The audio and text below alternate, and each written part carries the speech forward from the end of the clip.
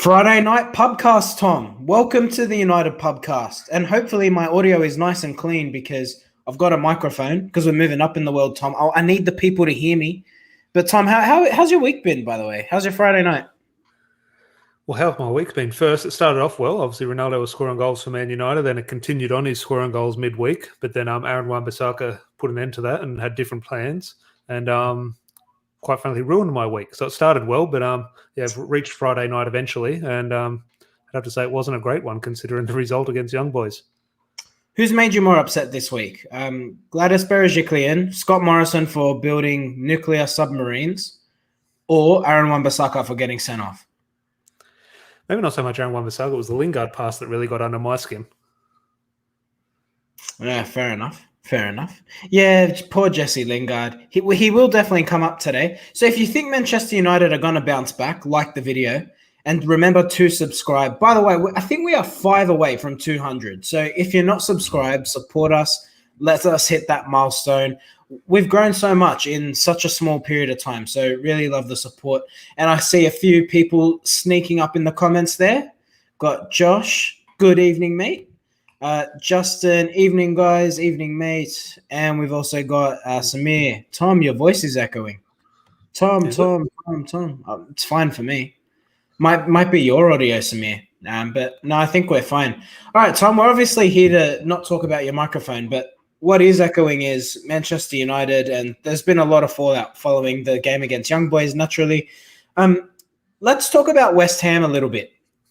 So they've had indifferent form. They obviously started really positively. They come in with 2 wins on the bounce.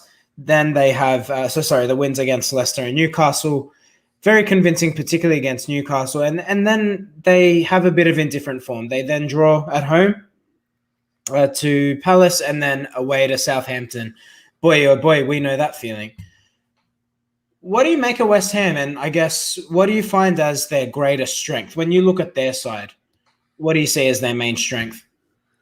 I think, look, they're obviously very well balanced. David Moyes gets a lot of criticism, but he's obviously a very good manager. You take away his time at Man United and in Spain, he's a good manager. He knows exactly what he's doing in terms of getting the best out of his players and what he has at his disposal. So I think they're a well-drilled side. They've obviously had a bit of time with David Moyes now. They've obviously got, which we'll get into the ins and outs, but Mikel Antonio is obviously out suspended, which is a plus for United because a lot of things do go through them, but through him. Sorry, but I think their biggest strength is just their. I hate to use the term, I use it quite often, but they're just a very professional outfit. They're pretty much all over the pitch. There's no one who would walk into our team. Okay, a lot of people maybe say Declan Rice, but Declan Rice aside, you'd say their right back is solid. A few centre backs are quite solid. The left back solid. They've got someone who can score goals in Mikel Antonio. And you look at their midfield. Declan Rice aside, some people rate him, some people don't. But he is a player that can get in there, and they're just pretty solid all over the field. I think my biggest concern is we talk about United's great away record, where we haven't had this great away record in front of fans. And I think when Man United come to town, whoever we play, but especially a team like West Ham, we are their biggest game of the season. I know they'll try and convince themselves Tottenham is or Chelsea is. The fact is, it's Man United is their biggest game, so the crowd will be up for it. And how United react to not a ferocious crowd, but a crowd that is up because Man United and Ronaldo are in town. I do have question marks on how this United team can deal with that. But we do have Ronaldo in our ranks now, so it does change that dynamic a little bit, I think. We've had a few indifferent results at West Ham, haven't we? The game that sticks out in my mind, the final game at the old stadium. What season was that? I want to say, it was one of Louis van Gaal's, wasn't it? Yeah, it was Van Gaal's last season. It was the one where the bus got attacked on their last game at Upton Park. It's always a good game, though. Oh, no, look, from the 90s to now, it's always, even a high-scoring game, is always intense. There's always a talking point. Look, hopefully it's a very good talking point this time, but it is a game. It's almost like that Man United, Newcastle, or Liverpool. There's games that are synonymous with sort of Premier League sort of classics. There's Liverpool, Newcastle, Man United, Newcastle are in there a little bit. And Man United, West Ham, especially at Upton Park, it is in Upton Park, but Man United away at West Ham is always one of those games, one of my favourite games of all time. The 5-3 at Upton Park when David Beckham scored a chip. Obviously, Ole Gunnar Solskjaer scored in that game as well.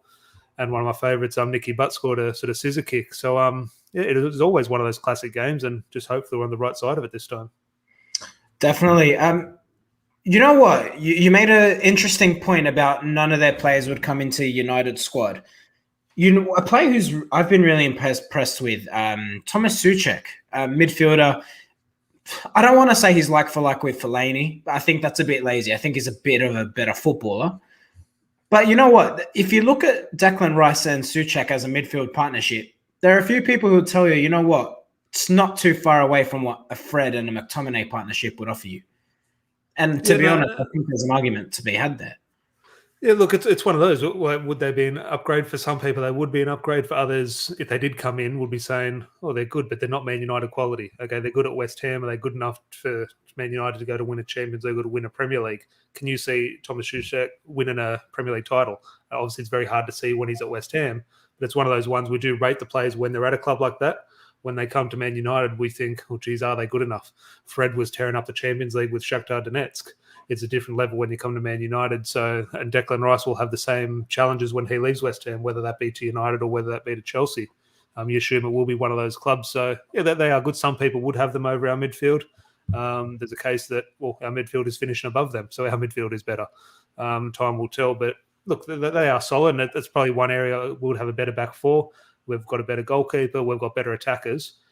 Some people could definitely make the case that their balance in midfield is maybe a little bit stronger than ours. I disagree. I still think with Pogba, Bruno, and the likes of, if we can pick our best player, whether that be a Matic or a McTominay, is stronger than West Ham's midfield. But some people definitely would make the case that it's West Ham. No, fair, and I agree with you there. Can we talk about Solskjaer a little bit? Obviously, the title of this video is "It's Time to Bounce Back." Let's talk about Solskjaer a little bit, Tom, because you look at your Twitter timeline. I'm seeing very indifferent opinions, and I actually cannot believe for the life of me the amount of hatred it almost feels like towards the manager. I've just had a bit of a spit with someone now, and he's trying to tell me, Norwegian PE teacher, etc., etc., and then he goes on to, I guess, and he's not alone. That there's plenty out there who are like-minded. This argument that he's not won a trophy. Surely we can see that there's been progression. Jose Mourinho won a trophy. Louis van Gaal won a trophy. Louis van Gaal is the only one where I can almost say, you know what, as boring as the football was, I think there was going to be a natural progression. But in saying that, I don't think he had the ability to attract a high caliber player. So my question to you is, what do you make of this criticism of Oli? Because for me, it's just, if you don't think he's good enough, fair enough. But the level of hatred it feels towards him, please make sense of it. It's shocking. Look, we did a podcast the other day of it. We're going to discuss it now. But I find it boring, and I find it, look, I hate using the word, and it's definitely not that, but it's disgusting in terms of the treatment he gets from the media. Last night, his press conference came out, and little things he was saying, it's important to bounce back with a win against West Ham. And he was getting criticised for that, saying, "Oh, Pep Guardiola wouldn't say that, or Jurgen Klopp wouldn't say that." Like, he's getting criticised for saying good morning. He's saying, "No, he shouldn't be saying good morning. He should be straight out off the bat criticising the players." He cannot win. Whatever Solskjaer does, if we beat West Ham through a tactical approach where we get the better of West Ham somewhere on the pitch, it'll be the players who do that. It'll be Ronaldo. Ronaldo's leading the team. Ronaldo's coaching the team. It's Bruno Fernandes, his individual brilliance. If we lose it, though, it's not Jesse Lingard's pass or Aaron Wan-Bissaka's red card. It's Solskjaer's tactics and Solskjaer's substitutions. The players will get all the praise, and I think from a player's point of view, rightly so when they do win. But the players are the ones who have to take responsibility when they lose. But Solskjaer is the only one taking responsibility. And look, I'm sure in the dressing room, the players know deep down they're the ones at fault. Players know that, and the managers know that as well, because the managers have been players. But the way the media is just... And look, this is the same. While there is progression under Solskjaer compared to the other managers did get it as well. Now, Solskjaer, he doesn't have the trophy to back it up, and that is why a lot of media outlets and fans have probably an extra stick to beat him with. He doesn't have that yet, but the treatment of him has been shocking, in my opinion. It's just I've seen some of the stuff on TalkSport as well. You can see Simon Jordan and Jim White, etc. You can see when Solskjaer's name pops up. And I hate listening to them, but I do because it dictates so much of the narrative. You can see when Solskjaer's name pops up in terms of this negative light, they're smiling and just rubbing their hands together because they know, oh, geez, this is going to create clicks and we can pile on Solskjaer here. And look, at the end of the day, he's top of the Premier League. I don't care if it's 4 games. If someone else is doing better, they should be above him after 4 games. But at the moment, Solskjaer is. So, look, did Pochettino, did he beat Bruges with PSG and Lionel Messi? Have you heard I don't see Pochettino's anyone name? calling him an Argentinian PE teacher. Could you imagine if actually we did draw with Bruges in the Europa League under Solskjaer at the end of his first full season, or did we lose in Bruges? I forget, but we had Bruges in the Europa League. I know we didn't get a result. We didn't win in Bruges. I know it was a loss or a draw, and I'm just trying to think. Pochettino did the same thing with Lionel Messi in his ranks, and not one single word has been mentioned about it. Yeah, look, it's pathetic, to be blunt about it. And I'm almost sorry that I have to bring it up, but it's clearly there. So it's always good to, I guess, put some commentary to it. But yeah, I mean, and not just that, he is a club legend. Now, irrespective of what you think of his managerial ability, you need to maintain a level of respect there, a level of respect for what he's done for this club. Now, if you're too young to know who Ole Gunnar Solskjaer is, or you only know him for a 2-minute highlight putting a goal in the back of the net and then, doing his knee in, then piss off. Like, go educate yourself. The biggest thing about being a Manchester United fan, and sorry, this is the last point I'll make on this before I move on. The biggest part about being a Manchester United fan is understanding the history of this football club more than any other club, because it's a rich history and it's what differs us from the likes of Chelsea and Manchester City. If you don't want to embrace the history of this football club and know what it means to respect our players, then it's really, truthfully, not the club for you. It's not the club that you should be supporting. But on Solskjaer, and look, I completely agree with every word you say there, but just my last point on it, which I forgot to bring up on the last podcast, it was kind of sort of relevant when we were talking about Jesse Lingard and the mistake. But the way Solskjaer is blamed, and I talk about people with platforms on here, and I hate bringing him into this, but Mark Goldbridge, I don't like it, but I have to watch the match reviews because, as I say, what he says sort of dictates so much of what the fan base is thinking.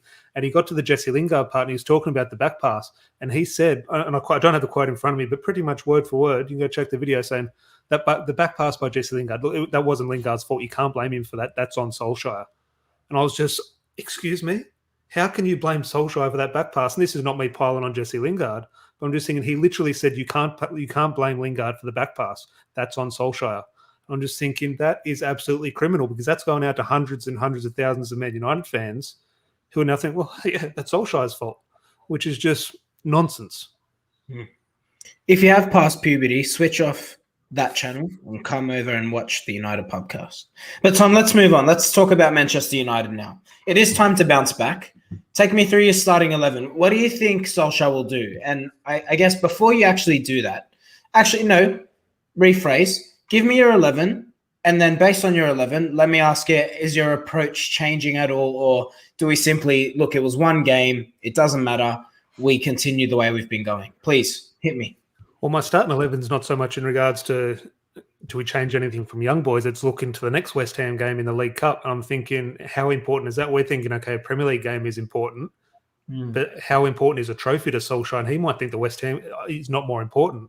But we don't know how hard Solskjaer is going to go for this League Cup. I can't see a League Cup game against West Ham midweek being a completely rotated side. I think Solskjaer is desperate for a trophy and will go very strong against Premier League opposition, and probably, in my opinion, rightly so.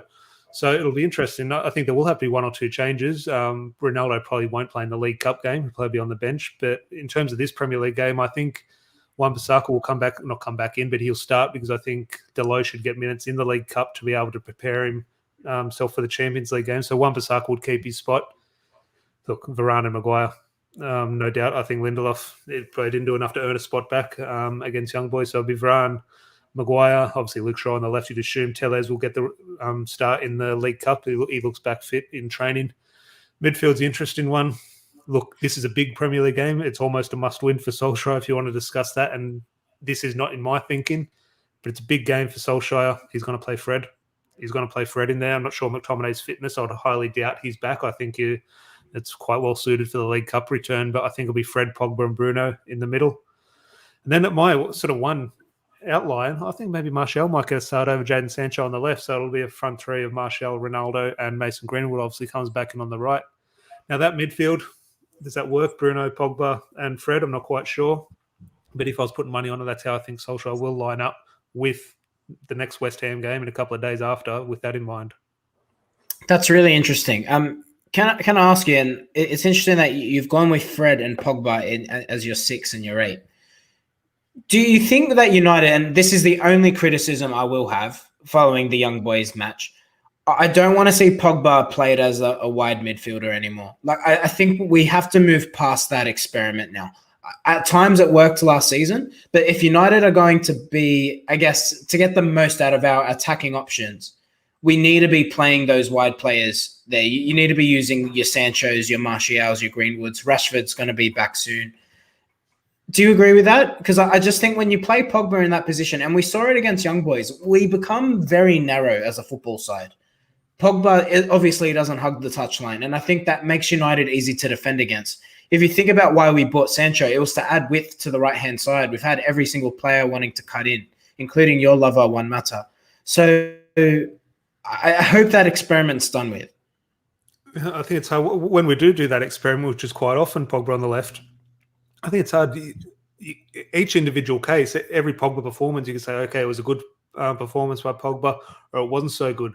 But it's about Pogba's performance on the left. It's not about how it affects the team. And I just think when he does play well, it's very good. But obviously, like any other player, when he doesn't play well on the left, it's almost like playing with 10 men. You don't. What is the point? He's offering us absolutely nothing, where he could be offering us something in midfield. So some games will call for it if we're going to dominate the game. Sometimes at home, I wouldn't mind it if we're going to dominate and sort of everyone's. Because when Pogba does play on the left, he's not really on the left. He does come in and play in midfield quite a bit. And then if that's the case and you've got an attack in Luke Shaw or an attack in Tellez at left back, you think, okay, you can get a little bit of width on the left and that's fine. It's if we're away from home and that fullback isn't getting forward and then Pogba drops into midfield, you think, well, where is our width both offensively and defensively on the left-hand side? So it's going to happen more often. And the main reason it happens, unfortunately, is a criticism of Solskjaer, not for picking Pogba on the left. It's for not being able to drop Paul Pogba if he doesn't want to play him in midfield. If he can't find space for Pogba in midfield, which in my opinion he should be able to, but if he doesn't, if he wants to go Fred, McTominay, Bruno, well, you can't just squeeze Pogba in because he's a big name. Now that does happen. That happens with Marcus Rashford. It happens with Pogba. Whether Solskjaer sort of learns and is sort of brave enough in the future to change his ways, that's probably the best thing for the team. But the evidence that we have suggests Solskjaer won't change that and he will cave to Paul Pogba. And who am I? It's a very easy thing to say. You shouldn't be caving to Paul Pogba, but he is a big influence. There's obviously a pressure from the club. He's on 350 grand a week, potentially 400k a week. So it's just hard just to say, no, you're not playing this week. So it's an easy thing to say, drop him. But I think that's my main criticism of Pogba on the left. I can see benefits in some games or negatives in some other games. But my main thing comes down to Solskjaer saying, well, if you can't feed him into midfield, don't put him on the left. You play him in midfield or you drop him. And it's a hard decision for Solskjaer, but I don't think any decision should be easy for the Man United manager, really. Yeah, I agree with you there.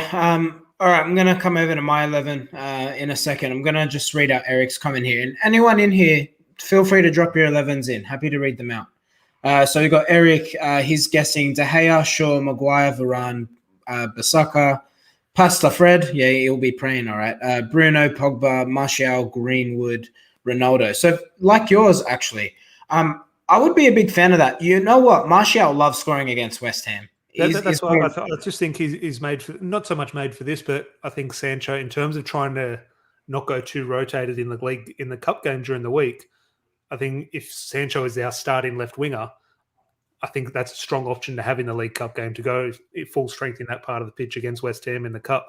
So I think I'd be not resting Sancho, but holding him back for that League Cup game so we're not too weak because we're obviously not going to play Ronaldo, or you assume you're not going to play Ronaldo in that game. So, okay, let's have a £70 million player, attacking third there. So that's where I think Martial gets the run in this game. And, yeah, he does like a goal against West Ham. I like your 11. The only change I'd be making is I'd actually bench Greenwood and I'd actually start Sancho on the right. I'd be going Martial, Ronaldo, Sancho. Greenwood's started a lot of football. I know he didn't start midweek. And look, I think I agree with your 11 in terms of I think that's what the manager will do. But that's what I would be looking to do. I think just because it gives us that natural width. Greenwood, as good as he's been, tends to cut in as well. I just want players who are just going to play wide. But I think with Greenwood, though, it's why I'm so confident with games. Now, if we were playing West Ham this time last year, I'd look at that team and go, oh, I'm not sure. Okay, West Ham, this is going to be a tough game. We've got Ronaldo in our team now. I'm not pinning all our hopes on Ronaldo. But when I see Ronaldo on the team sheet now, or when I see him on the pitch, I think we're going to score a goal here. And look, every time he's been on the pitch, he's scored. He's had 2 games, 3 goals. So that is another thing why, okay, there's question marks on how Greenwood plays, Greenwood's a goal threat. Very likely now when he does play, he scores. So I think it'd be a risk to drop Greenwood for this one, I think. Valid. I'll agree to disagree. All right, Tom, I'm going to do something a little bit more fun. All right. So a new thing, which I've spontaneously thought of before we recorded. So if I'm catching you off guard, I'm really sorry. But I want you to give me your drunken prediction for this game. So pretend you're drunk in the pub.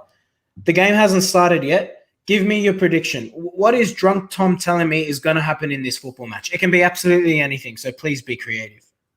Donny van de Beek to start. That count? No, I'm not kidding, but that would be a shock. That would be something which you don't expect to happen. In terms of something like that, look, I don't know. One matter to finally come off the bench. No, I'd say, look, Varane has looked dangerous off set pieces so far. Maybe a Varane goal. I'm not saying a 1-0 Varane goal, a winner, but I could see maybe Rafael Varane sort of beating Maguire to a goal. Varane's gone close a few times now, so I think he'll be due. I'm going to say Martial to score. I don't think that that's an absolutely wild one, but look, he's got a good record against West Ham, and I think he's been getting bits and drabs here and there. I think he'll start this game, and he'll make his case. What do you think? What do you think? Maybe a push and shove between Bruno and Ronaldo when we get our first penalty. Oh my gosh! Seriously, now that is going to be really interesting. I'm going to put. Can I ask it? Actually, you've brought up a good point. Tell me. So let's assume there's a penalty being taken tomorrow. Who's stepping up? I'm going to say it's actually still going to be Bruno. Well, I don't know about tomorrow. I'll wait for the game on Sunday against West Ham. But besides that, when we do play West Ham, Ronaldo, he's going to take it. Bruno will be allowed to take things outside the box, but he's going to have to behave himself when Ronaldo's on penalty duty. Yeah, Ronaldo for penalties, Ronaldo for manager. Yelling on the touchline. Solskjaer should have. That's another thing. I saw nothing in that. It's a one photo from 1 second. Ronaldo just like telling someone to just move in a little bit, or just sort of relaying instructions, maybe in a different language. Sometimes helps with people, sort of thing. It's one photo taken from 1 second. The rest of the footage is him sitting on the bench with Bruno. I'm just thinking that's just the way the media has twisted this story. No, it's Ronaldo's coach, and Solskjaer doesn't have control. And I just think that's Ronaldo. No one was criticising the Portuguese manager when Ronaldo actually spent 45 minutes coaching type thing. So, look, yeah, that's another debate, which I'm sure we'll have plenty of more in the future. Yeah, for sure. All right, mate. Give me a score prediction. What's going to happen? I wouldn't say standard or boring, but let's say not comfortable, but a 2-1 win, a standard 2-1 win, I'd say. So we're still conceding. I just think at home, West Ham will be up for it. They'll have wave after attack, and they're scoring goals. Pressure my pay. Obviously, Antonio's out for them, which is a sort of not positive for us. I don't think Mikel Antonio sort of scares you, but he is in form, so he's a bit of a weapon for West Ham. So you can see them scoring, just making it difficult for United. Every second game last season away from home, we did concede first, so maybe that trend continues. Let's just hope the away record in terms of undefeated streak does continue. Yeah, fingers crossed. I'm going to say, seriously, it has a recipe for a draw, doesn't it? Bloody hell. But I'm not going to predict that. I'm going to say 2-1 United. Well, what do you think? I was just seeing Rob just in the comments here, just put a comment in, but we were discussing earlier, and he's saying, no, it's early in the season, but he's saying it's a must-win game. And I can understand that thinking, like it's a must-win game. You don't want to sort of drop points to anyone. And I do get the feeling, I do understand it, but God, what are we in September? Like, it's not a must-win game. I do understand the feeling, but where do you stand on that? Is it, can you drop points to West Ham? Because again, you drop points to West Ham away in April in a title race. Oh, geez, that's a good point. And I'm not saying it's a good point now. Obviously, we do need the 3 points. It is so vitally important. But the season's not over for me if we do get a draw. Now, obviously, I don't want a very bad performance and we blow a 3-goal lead and draw 3-3 type thing. But, yeah, I'm not saying it's a good result, but it's not the end of the season. It's not the end of the world. No, I agree with you, to be honest. It's too early in the season to be saying it's must win. And I understand that opinion in terms of, staying in the title race, etc. But the teams around us will drop points. This is going to be a really hard Premier League season. I actually think it'll be the lowest scoring in terms of points. I predict it'll be much lower than that 100-point mark that we've seen the last few seasons. It's really competitive at the top. So no, I do. And you know what? The other factor we have to consider, crowds being back makes a massive difference. It really does. I don't think. The away record will go soon. Yeah, Hopefully absolutely. not this week, but it'll go soon. Especially maybe against this, very likely, and it seems a stupid thing to say, like of course, but very likely against one of the bigger teams. But sometimes it is a crowd like West Ham which can get on top and cause a few problems. Yeah. The one thing I will agree with Rob around, must win is United's October-November period. We've got some really tough games sandwiched in there. And when you consider we haven't started in the Champions League group stages all the best, it does add some extra pressure. So it will be interesting to see. That's the thing. Well, we'll win some of those we'll lose some of those big games, but we'll win some of them as well. There'll be ones we think, we won't win that one, but we will. With our annual win away at Manchester City, we always pencil that in as a loss. We always seem to win there. So there'll be games that we'll lose, games that we'll win. Just hope Lady Luck's on our side more often than not. Fingers crossed. I think we'll leave it there. Tom, been a pleasure. A bit more of a nippy one on a Friday night. But look, Tony Martial will score again. And I look forward to reviewing the game with you on, when is the game? Sunday night? Sunday night. Saying tomorrow got me excited. I think for everyone to also doing their Fantasy Premier League, just a bit of a heads up that obviously does start tomorrow morning Sydney time. There are Friday night games in the Premier League. So I'm off to find a way to weasel Ronaldo into my team, which isn't going to happen, but I've been looking at avenues to do it, that I'm failing miserably. Is Ronaldo scoring this weekend? Does he keep it up? Every time I see him on the pitch now, I'm so confident that he's going to get a chance and score. And at the moment, the evidence says that he is. It's obviously 2 games, 3 goals, and you back him to score. I think West Ham, could you imagine a West Ham defender? I don't know who they've obviously got Kurt Zuma. And Ronaldo's going to jump over him for sure. But that's what I'm just thinking. Could you imagine being a West Ham player now going, Jesus, I've got to deal with Ronaldo. How's this going to work on Sunday? So I just think Ronaldo, look, there's got to be games he doesn't score. There's going to be a lot of games he doesn't score this season. But at the moment, while he's so-called in form, in goal-scoring form, I back him to score. You'd be stupid not to. Yeah, 100%. Look, I could talk all night because we're in lockdown and I'm bored. But look, I will end it there. So look, pleasure. Cheers for tuning in. Don't forget to like the video and subscribe. We are close to 200 mark, so help us reach that milestone. Tom, pleasure as always. I'll catch you Monday, hopefully reviewing a United 3 points. Always, mate. Have a good one. All right, cheers.